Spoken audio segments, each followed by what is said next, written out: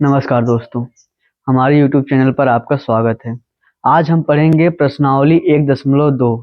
देखिए, इसमें जो हमारा पहला सवाल है, इसमें कह रहा है कि निम्नलिखित संख्याओं को अभाज्य गुणनखंडों के गुणनफल के रूप में व्यक्त कीजिए। देखिए, अब हम समझेंगे कि अभाज्य गुणनखंड क्या होते हैं। अभाज्य गुणनखंड मतलब इनको ऐसी संख्याओं में तोड़ना जो कि अभाज्य संख्या हो, और गुणनखंड मतलब उनको गुणनफल के रूप में लिखा हो। जैसे देखिए, जैसे 140, जैसे मान लीजिए यहाँ पे 24 लिखा हुआ है, तो जब हम 24 को तोड़ेंगे तो कुछ ऐसा होगा, 2 गुणे 2 गुणे 3 गुणे 2, कुछ इस तरह से 2 दूनी 4, 3 12 दूनी 24। मतलब इनको ऐसी संख्याओं में तोड़ना जो अभाज्य हो। पहले नंबर तो क्या हो, अभाज्य हो। दूसरा क्या हो, गुणा में हो। तो इसी, जब किसी संख्या को इस रूप में तोड़ा जाता है तो इसी को कहते हैं अभाज्य गुणनखंड। अब देखिए, अभाज्य गुणनखंड तो ये हो गए हमारे, और फिर इनके गुणनफल के रूप में लिखना है, मतलब अभाज्य गुणनखंडों के गुणनफल के रूप में लिखना है। तो हम पहले शुरू करते हैं 140 से। गुणनखंड तो हम बचपन से निकालते आ रहे हैं, जब हम बचपन का मतलब जब हम 3 में 4 में थे तभी से। देखिए, जब हम 140 में सबसे पहले हम सबसे छोटी संख्या कौन सी होगी, एक। एक से तो हम भाग दे नहीं सकते, क्योंकि एक से किसी संख्या हम भाग देंगे तो वही संख्या आएगी, मतलब एक से भाग देने का कोई मतलब है नहीं। अब हम क्या करेंगे, एक के बाद आता है 2, यानी हम 2 से चेक करेंगे। जब हम 2 से, इसमें अब क्या करेंगे, पहले 140 में हम 2 से देंगे भाग, तो 2 सते ये आपका हो जाएगा 14, ये कट गया, फिर 0 उतरा यानी 0 बार जाएगा। आ गया आपका 70, तो यहाँ पे हो जाएगा आपका 70। जितनी बार जाएगा वो नीचे लिखा जाएगा, जिससे भाग दिए रहेंगे वो इसके बगल में लिखा जाता है, ठीक। अब फिर क्या करेंगे, फिर 2 से भाग देंगे, तो ये जब हम 70 में 2 से भाग देंगे, 2 तिहाई हो जाएगा आपका 6, यहाँ बचा 1, फिर 0, 2 पंचे 10, ये आपका हो गया। आया कितना, 35, तो हम यहाँ पे लिख देंगे 35। फिर अब देखिए क्या, 2 जो है, मतलब 35 जो है 2 से कटेगा। देखिए, 2 से सिर्फ वही संख्याएं कटती हैं जिनका इकाई का अंक या तो 0 हो, या फिर 2 हो, या 4 हो, 6 हो, 8 हो। मतलब जब इनका इकाई का अंक 0, 2, 4, 6, 8 ये सब होंगे तभी वो 2 से कटती है। क्या इसमें कोई भी 2 या 0, 4, 6, 8 ऐसे हैं, नहीं है ना। कहने का मतलब ये 2 से नहीं कटेगा। अब पारी, अब 2 के बाद कौन आता है, 3, तो मतलब हम 3 से चेक करेंगे। 3 से कब संख्याएं कटती है, जो यहाँ पे संख्या दिया हुआ है, अगर इनके अंकों का योग, अंक मतलब एक 3 है एक 5, 2 अंक है इसमें। अगर इनके अंकों का योग, यानी जब हम 3 को और 5 को जोड़ेंगे आएगा 10, तो जो जोड़ने के बाद जो हमारा आता है, अगर वो 3 से कट जाएगा तो हमारी संख्या 3 से कटेगी, नहीं तो नहीं कटेगी। क्या कभी 10 3 से कटेगा, तो 10 3 से कटेगा नहीं, मतलब ये हमारा 3 से भी नहीं कटेगा। अब 4 से हम चेक नहीं करेंगे, क्यों नहीं चेक करेंगे, क्योंकि इसको हमें अभाज्य गुणनखंड के गुणनफल के रूप में लिखना है। जो 4 क्या है, 4 हमारा अभाज्य संख्या नहीं है, वो एक क्या भाज्य है। अब जो 4 है हमारा भाज्य संख्या है, इसलिए हम 4 से चेक नहीं करेंगे। फिर आया हमारा 5, 5 से, अब 5 से वे संख्याएं कटती हैं जिनका इकाई का अंक या तो 0 हो या फिर 5 हो। 0 वाला हम देखेंगे नहीं, क्यों नहीं देखेंगे, 0 जो संख्या होगी वो तो 2 से ही कट जाएगी। जिसका इकाई का अंक अगर 0 रहेगा वो पहले ही 2 से कट जाएगा, मतलब कभी भी 0 आने का सवाल ही नहीं है। 2 के अलावा किसी और संख्या से 2 0 कटेगा नहीं, पहले ही जहां भी 0 आएगा उसको 2 काट देगा पहले ही, यानी कि 2 बचेगा नहीं। अब बचा 5 सिर्फ, इसका मतलब जिसका इकाई का अंक 5 होगा सिर्फ वही संख्या किससे कटेगी, 5 से। तो अब हम 5 से देखेंगे, जब हम 35 में 5 से भाग देंगे जाएगा 7 बार, तो यहाँ पे हो जाएगा 5 सते 35। अब 7 आया, 7 किससे कटेगा, 7 से। तो अब हम क्या कर लिख देंगे, 140 बराबर 2 गुणे 2 गुणे 5 गुणे 7। हम जब बचपन से, मतलब जब हम तीसरी चौथी कक्षा में थे, पढ़ते थे, तो हम हमेशा ही पढ़ते थे, ऐसे ही छोड़ देते थे। अब हमें क्या करना है, इसको जो है घात के रूप में लिख देना। घात यानी आप लोग घातांक पढ़ चुके हो, घातांक में क्या होता है, जब आधार बराबर हो तो घात जुड़ जाती है। आधार बराबर मतलब 2 और 2, यहाँ पे घात क्या होता है, जब कोई संख्या लिखी हो, जैसे कि घाते यम है, तो जो ये होता है इसको कहते हैं आधार। जो यहाँ ऊपर लिखा रहता है इसको कहते हैं घात। तो यहाँ पे आधार तो 2 है लेकिन घात कुछ नहीं है, मतलब जहाँ कुछ नहीं हो तो वहाँ 1 होता है, यानी सबकी घात क्या है, 1 है, तो 2 है 2 बार, मतलब आधार बराबर है, समान है, और घात क्या हो जाएंगे, जुड़ जाएंगे। यहाँ पर जाएगा 2 की घाते 2, फिर गुणे में 5 अकेला है तो 5 लिख दो, फिर गुणे 7। अब हमको ये हो गया हमारा आंसर। अब हमको इस रूप में लिखना है, एक कदम और हम आगे मतलब एक स्टेप और आगे बढ़ जाएंगे। अभी तक हम यहाँ छोड़ देते थे, लेकिन अब हम क्या करेंगे, इसके जो संख्याएं समान रहेंगी उनको हम घात के रूप में लिख देंगे। उम्मीद करते हैं आपको समझ में आया होगा। अब हम देखिए, अब हमारा अगला जो सवाल है वो है 156।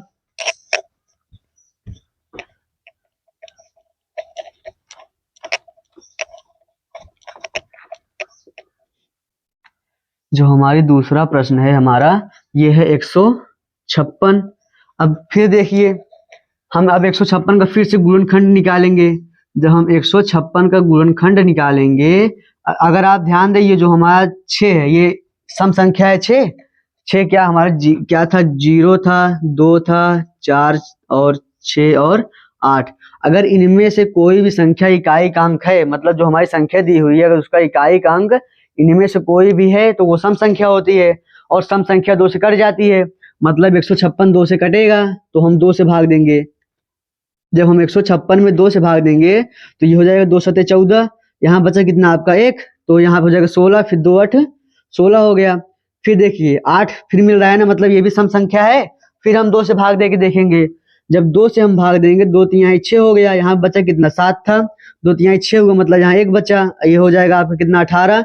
फिर 2 9 18। अब देखिए क्या 9 इनमें से कोई है, 0 2 4 6 8 है नहीं ये। इसका मतलब जब इनका इकाई का अंक 0 2 4 6 8 नहीं है तो ये सम संख्या नहीं है, यानी 2 से नहीं कटेगा। अब हम आगे बढ़ते हैं। 2 के बाद क्या आता है 3। 3 से अब कोई संख्या कब कटती है, 3 से कोई भी संख्या तब कटेगी जब इनके अंकों का योग, मतलब एक अंक 3 है और एक अंक 5 है, 2 अंक है इसमें। जब इनके अंकों को जोड़ा जाए, यानी जब हम 3 और 9 को जोड़ेंगे, कितना है 9 3 हमारा 12 होता है। जो जोड़ने के बाद जो हमारा आंसर आएगा वो अगर 3 से कटेगा तो ये पूरी संख्या 3 से कटेगी, नहीं तो नहीं कटेगी। देखिए 12 जो है हमारा 3 से कट जाएगा, 4 बार जाएगा। इसका मतलब जो हमारा 39 है ये भी 3 से कटेगा। तो हम 39 में 3 से भाग दे के देखेंगे। तो जब हम 39 में जब हम 3 से भाग देंगे तो 3 एक कम 3 होगा हमारा, ये कट गया, बचा कितना 9, 3 त्रिक का 9। अब देखिए, अब 13 क्या 3 से तो कटेगा नहीं 13, क्योंकि 3 एक 4 होता है, 4 3 से कटेगा नहीं। 5 ये हमारा कट नहीं सकता, क्योंकि 5 से कटेगा तभी जब इसका इकाई का अंक 5 होगा। अब देखिए 13 खुद एक अभाज्य संख्या, मतलब 13 या तो खुद से कटेगा या फिर 1 से कटेगा। 1 से काटने का कोई फायदा है नहीं, तो हम काटेंगे 13 से। जब ये 13 से कटेगा तो 13 एक कम 13 हो जाएगा। अब इसको लिख दीजिए, 156 बराबर हो जाएगा 2 गुणे 2 गुणे 3 गुणे 13। ये हो गया। अब हम ये तो हम करते थे जब हम तीसरी चौथी कक्षा में थे, मतलब जब पहले हम गुणनखंड सीख रहे थे। अब क्या करना है आपको, इनको हम एक एक स्टेप और आगे चले जाना है, मतलब जो जिनका आधार समान हो उसको हम एक बना देंगे, जो जो समान संख्याएं हैं उनको हम एक कर देंगे।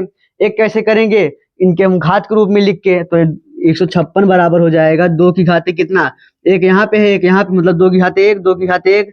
जब ऐसी संख्याएं, यानी कि जब आधार समान हो और गुणा हो रहा हो तो घाते जुड़ जाती हैं, यानी 2 की घाते 2 हो जाएगा। एक यहाँ पे था एक यहाँ पे, एक एक 2 हो जाएगा। फिर गुणे 3 गुणे 13, क्योंकि ये एक ही एक है तो ये इनका इनका मतलब कि ये ऐसे ही उतर जाएंगे, इनमें कुछ बदलाव होगा नहीं। ये हो गया हमारा अगला आंसर। अब जो 2 सवाल बचे हैं ये आप करिएगा, अगर नहीं आएगा तो हमें कमेंट बॉक्स में बताइएगा, हम इसका भी हल देंगे आपको।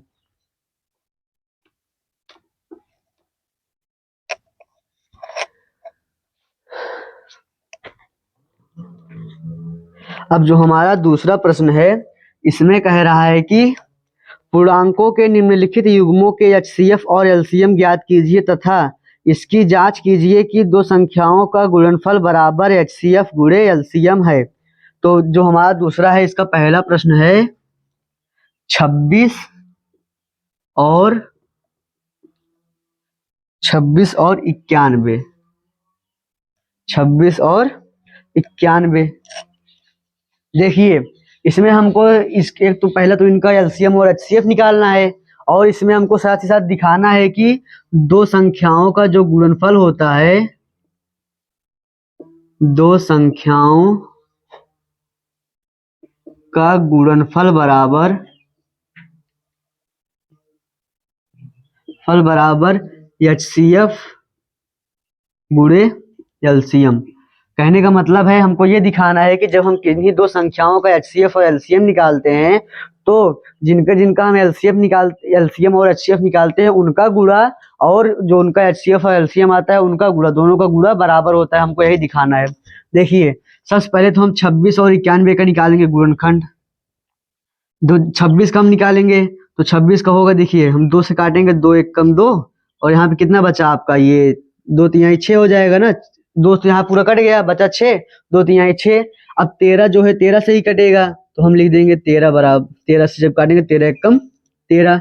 और क्या है 91, 91 काट के देखते हैं।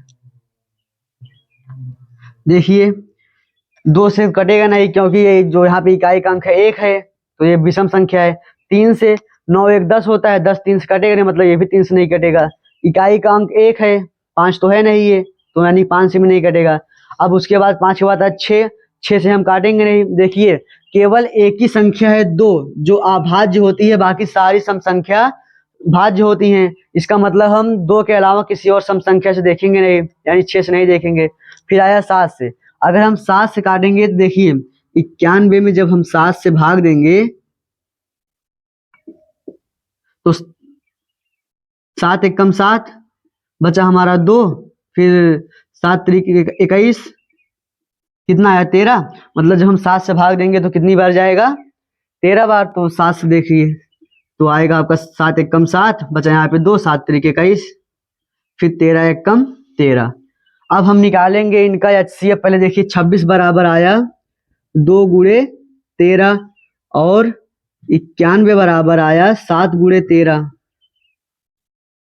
अब हम निकालेंगे इनका HCF और LCM। देखिए HCF क्या होगा, जो ऐसी HCF मतलब होता है हाईएस्ट कॉमन फैक्टर, मतलब ऐसी संख्या जो दोनों में मिले, इसमें भी हो और इसमें भी हो, वही होगा। अब अगर ध्यान से देखें आप, सिर्फ 13 ही एकमात्र संख्या है जो दोनों में मिल रही है और बाकी कोई मिल नहीं रहा है, तो यहाँ पे हो जाएगा आपका HCF बराबर 13। LCM क्या होता है, ऐसी संख्या जो इसमें भी हो और इसमें भी हो। कहने का मतलब ऐसी संख्या जो अगर किसी एक में भी है तो हम वो भी ले लेते हैं। मतलब 2 देखिए इसमें है पर इसमें नहीं है, लेकिन हम उसको फिर भी लेंगे। इसमें एक नियम होता है, जैसे जब कोई भी संख्या लिया हुआ है, अगर जो सबसे बड़ी घात होगी, जैसे इसमें और इसमें, इसकी घात 1 है, 13 की घात भी 1 है, 2 की घात भी 1 है और 7 की घात भी 1 है। अगर आप ध्यान दें तो इसमें जो है 2 की घात 0 भी नहीं, 7 की घात 0 है ना। 7 की घात 0 मतलब, अगर 7 की घात 0 मतलब 1, यानी गुणा में 1 लिख सकते हैं ना हम। यहाँ पे देखिए जो आपका ये गुणनखंड आया है आपका यही है। अगर हम इसमें चाहें तो गुणा में 1 लिख सकते हैं, और 1 मतलब 7 इसमें है लेकिन 7 इसमें है नहीं, तो यहाँ 7 की घात 0 हो सकती है। और नीचे अगर हम देखें यहाँ पे हम 2 की घात 0 भी लिख सकते हैं, क्योंकि 2 की घात 0 मतलब 1, समझ रहे हैं। कहने का मतलब जिस संख्या का सबसे छोटा घात मतलब किसी भी संख्या का सबसे छोटा घात जिसमें होगा हम वही ले लेंगे। अगर आप ध्यान से देखें 2 की घात इसमें 1 है, इसमें 2 का घात कितना है 0, कहने का मतलब ये वाला लेंगे। अब 2 की घात 0 को मतलब 1, ठीक है हम 1 ले लेते हैं, चलिए। और फिर 7 की घात 0 है इसमें, 7 की घात 0 मतलब 1, हम ये भी ले लेते हैं गुणा में। और फिर 13 की घात 1, दोनों बराबर, हम चाहे जिसमें से ले लें, तो हम ले लिए। अब अगर हम इसको देखें तो ये हमारा कितना है 13 एक कम 13, फिर 13 एक कम 13, कहने का मतलब 13 ही होगा। तो मतलब जो दोनों मिलता रहेगा हम सीधा सीधा HCF में वो ले लेंगे। लेकिन जब हम LCM लेना शुरू करेंगे तो LCM में क्या होगा, LCM किसी भी संख्या का घात सबसे बड़ा जिसमें होगा वो हम उसमें से ले लेंगे। मतलब 2 की घात 0 इसमें है और इसमें कितना 2 की घात 1, तो 0 तो छोटा है 1 बड़ा है, तो हम ये वाला ले लेंगे। मतलब यहाँ पे हो जाएगा 2 की घात 1, फिर गुणे। और अब देखिए 7 की घात इसमें 0 है, इसमें 7 की घात कितना है 1, तो कहने का मतलब हम 7 की घात 1 वाला ले लेंगे, फिर गुणे। 13 की घात 1 दोनों बराबर, तो हम ले लेंगे 13, 13 की घात 1। अब घात 1 का मतलब कोई है नहीं तो हम घात अब हटा देंगे। अब देखिए 7 दूनी 14 हो गया आपका, फिर 14 और 13 का गुणा कर लीजिए। तो जब 14 और 13 का गुणा करेंगे 14 त्रिक 42 हो गया, हासिल लगा कितना 4, फिर 14 एक कम 14 4 18, यानी हो गया 182। यानी इनका LCM और HCF आएगा, HCF आएगा 13 और एलसीएम आ जाएगा 182। अब हमको दिखाना है कि दो संख्याओं का गुणनफल। मान लेते हैं पहली संख्या जो थी 26 थी, ये हो गई हमारी n1, और दूसरी संख्या 91 थी, ये हो गई हमारी n2। ठीक है, तो अब हमको दिखाना है कि n1 और n2 का जो गुणा होता है ये इनके एलसीएम और एचसीएफ के गुणा के बराबर होता है, यही हमको दिखाना है। n1 क्या है, 26 है, और n2 क्या है, 91 है। फिर बराबर एलसीएम कितना आया है, 182 आया है, और एचसीएफ कितना आया है आपका 13 आया है, तो हम लिख देंगे 13 यहाँ पे। अब हम गुणा कर देखेंगे, तो अब हम जब 26 में 91 से गुणा करेंगे तो ये आपका हो जाएगा 6 और 2 एकम 2। अगर जब हम 9 का पारा 6 बार पढ़ेंगे, 9 छंग 54 होता है, यहाँ पर हो जाएगा 4, हासिल लगा 5, फिर 9 दूनी 18, 18 5 23, 6 4 2 6 3, और ये हो गया आपका 2, यानी 2366 आ गया। तो हम यहाँ लिख देंगे 2366। अब इनका गुणा करके देखते हैं, तो 182 जब हम 13 का गुणा करेंगे, 3 दूनी 6, 3 8 24, 4 हासिल लगा 2, 3 1 कम 3 2 5, फिर 2 8 1 6 4 2 6, 8 5 13, 3 हासिल लगा 1 1 1 2 23 26, इसमें भी आ गया। यहाँ पे 2366 है। देखिए दोनों वही आए, मतलब जब हमने दो संख्याओं का गुणा किया और जो हमारा एलसीएम और एचसीएफ आया था उसका गुणा किया, देखिए आपको दोनों तरफ एक ही आंसर आया है। इसका मतलब जो आपका बायां पक्ष है यानी लेफ्ट हैंड साइड, ये किसके बराबर है, राइट हैंड साइड। यही हमको प्रूफ करना था।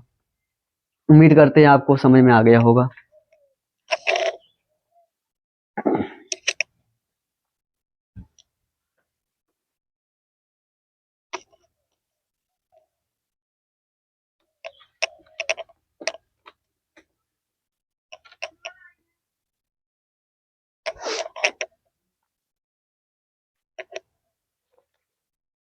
हम एक और कर देखते हैं। हमारा दूसरा जो सवाल है इसी में, ये है 510 और 92। अब हम पहले क्या करेंगे, दोनों का निकालेंगे गुणनखंड। जब दोनों का गुणनखंड निकालेंगे तो पहले हम 510 का निकाल देखते हैं। देखिए हमने बताया जब किसी भी संख्या का इकाई का अंक 0 2 4 6 8 हो तो वो संख्या 2 से कट जाती है, क्योंकि वो सम संख्या होती है। तो ये संख्या 2 से कटेगी। तो यहाँ पे जब हम 2 से इसको भाग देंगे, यहाँ हो जाएगा 2 दूनी 4, बचा 1, फिर 2 पंचे 10, फिर यहाँ पे बचा 1, तो ये हो जाएगा फिर से 2 पंचे 10। अब फिर हम इसको 2 से काटेंगे, 2 1 कम 2, बचा क्या यहाँ पे, यहाँ कुछ नहीं बचा, 5 हुआ। फिर 2 दूनी 4, यहाँ पे बचा 1, ये 15 बन जाएगा।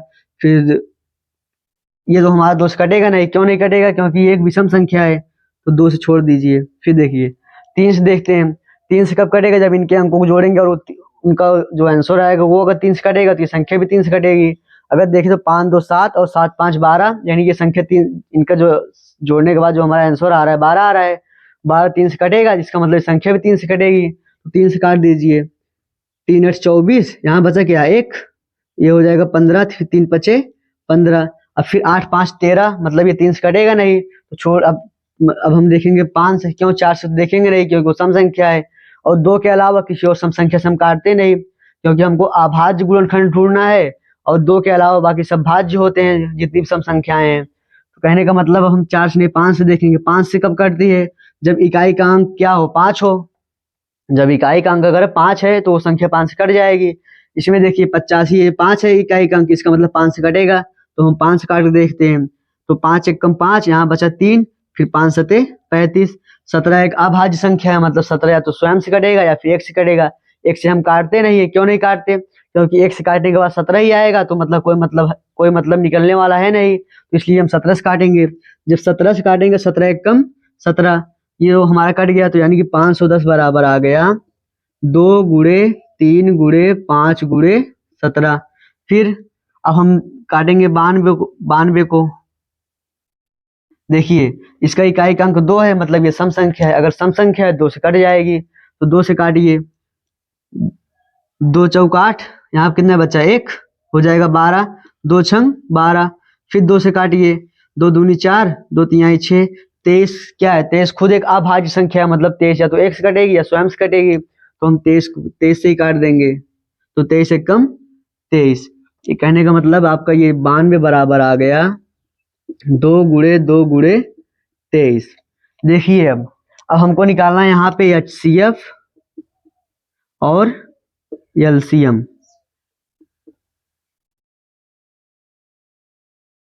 अगर हम यहाँ देखिए जो 92 है 2 गुणे 2, तो यहाँ पे ये हो जाएगा 2 की घात 2 और गुणे 23। क्यों? क्योंकि इसकी घात भी 1 है, इसकी घात भी 1 है, तो 1 1 2 बन जाएगा वो।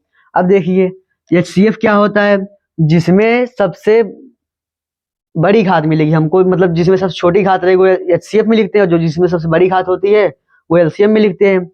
यहाँ पे देखिए 2 की घात कितना है 1, और इसमें कितना है 2 की घात 2, तो जो छोटा वाला है वो हमको लेना है HCF के लिए, छोटा वाला 2 है तो हम यहाँ पे लिख देंगे 2, फिर गुणे। अब 3 देखते हैं, 3 इसमें है ही नहीं, मतलब 3 की घात इसमें 0 है और इसमें 3 की घात 1 है, तो हमको छोटा वाला लेना है, मतलब 3 की घात 0 वाला, तो हम इसलिए 3 लेंगे ही नहीं। फिर क्या है हमारा 5, इसमें 5 की घात 1 है और इसमें 5 है ही नहीं, तो हम 5 भी छोड़ देंगे, 5 छोड़ दीजिए। फिर क्या है 17, 17 इसमें है, इसमें नहीं है, तो हम 17 भी छोड़ देंगे। फिर क्या है 23, 23 इसमें है लेकिन इसमें नहीं है, क्योंकि 23 घात इसमें 1 है। जहां नहीं होता हम आपको बता रहे हैं, जहां कुछ नहीं है मतलब यहाँ पे गुणा में 1 हम लिख सकते हैं, और कोई भी 1 हो, हम अगर इसको हम किसी भी संख्या की घात 0 लिख सकते हैं, मतलब जहां पर 1 है यहाँ पे हम 23 की घात 0 लिख सकते हैं, 5 की घात 0 लिख सकते हैं, 1 की घात मतलब 3 की घात 0 लिख सकते हैं। क्यों लिख सकते हैं? क्योंकि जब किसी भी संख्या की घात अगर 0 हो तो इसका आंसर हमेशा 1 होता है, ये बात ध्यान रखिए। अब हम कहीं भी गुणे में 1 लिख ही सकते हैं, और हम 1 लिखने का मतलब जैसे यहाँ पे 23 था, तो यहाँ पे हम लिख सकते हैं 23 की घात 0।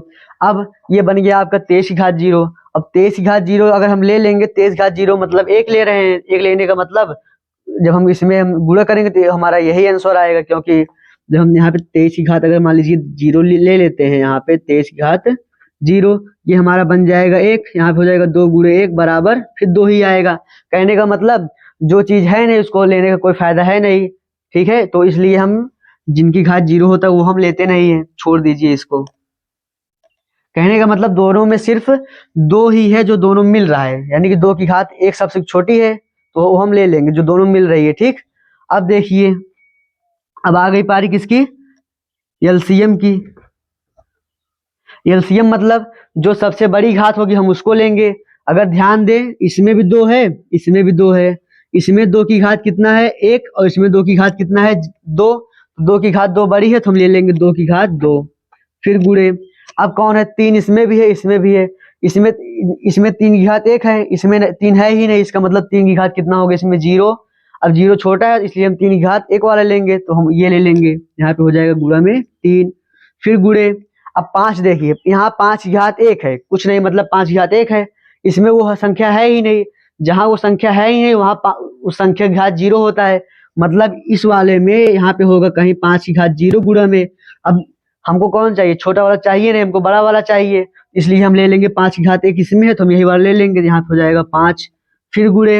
अब यहाँ पे 17 देखिए, अगर हम देखिए 17 की घात इसमें 1 है और इसमें 17 है ही नहीं, तो हम यहाँ पे कर देंगे 17, फिर गुणे 23, इसमें 23 घात 1 है, इसमें 23 है ही नहीं, हम फिर से बता रहे हैं जहां होता नहीं वहां पे उसकी घात 0 लिखा जाता है, लेकिन अब घात में 0 का कोई मतलब है नहीं, क्योंकि हमको बड़ी बड़ी संख्या चाहिए, मतलब जिसकी घात बड़ी होगी वो चाहिए। तो बड़ी किसकी है 23 घात 1 वाला, यहाँ पे 23 घात 0 है, 0 वाला छोटा है 1 वाला बड़ा है, तो हम ले लेंगे 23 घात 1। अब इनका जो गुणा गुणा करने के बाद जो आंसर आएगा वही हमारा होगा LCM, तो हम गुणा कर देखते हैं। 2 दूनी 4, ये 2 की घात 2 है मतलब 2 दूनी 4 हो जाएगा, वो 4 तिहाई 12 और 12 पंचे 60। अब 60 गुणे 17 गुणे 23, अब इसका आप गुणा कर लीजिए, जो आएगा यही आपका LCM होगा, ठीक।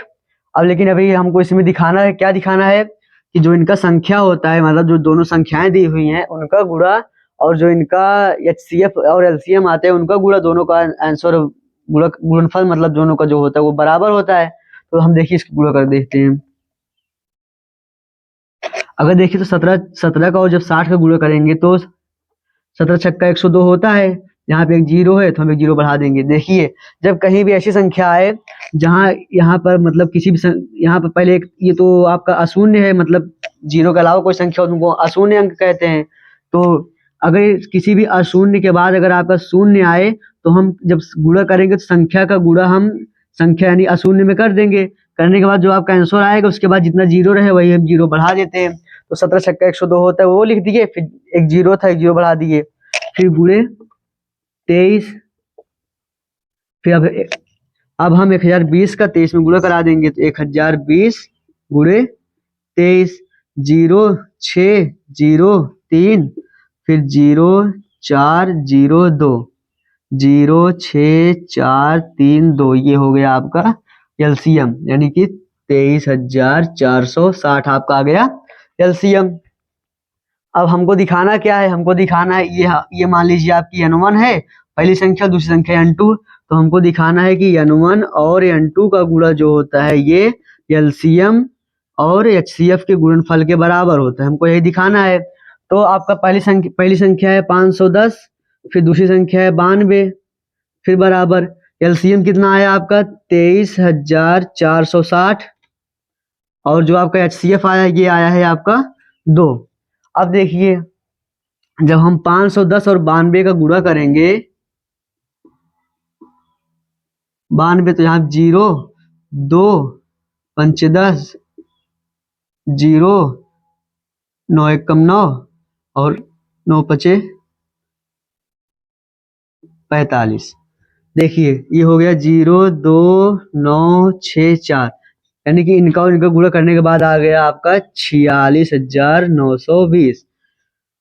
अब हम गुणा करेंगे, जब इनका 2 में 0 गुणा करेंगे 0 ही आएगा, फिर 2 में जब 6 का गुणा करेंगे तो 12 हो जाएगा, यानी हासिल लगा 1। फिर जब 4 का 2 में गुणा करेंगे 4 दूनी 8 और हासिल 1 लगा था तो वो हो जाएगा 9। फिर 2 तिहाई 6 और 2 दूनी 4। देखिए एलसीएम और एचसीएफ जितना गुणा आया उतना ही पहली संख्या और दूसरी संख्या का गुणा भी आया।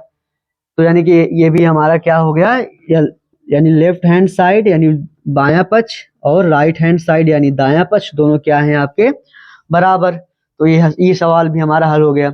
अब इसमें एक सवाल और है, वो आप कर लीजिएगा स्वयं से और हमें बताइएगा आपका हो पाया या नहीं। अगर नहीं हुआ होगा तो हम अगली वीडियो में आपका बताएंगे, आप हमें कमेंट करके बताइए। धन्यवाद।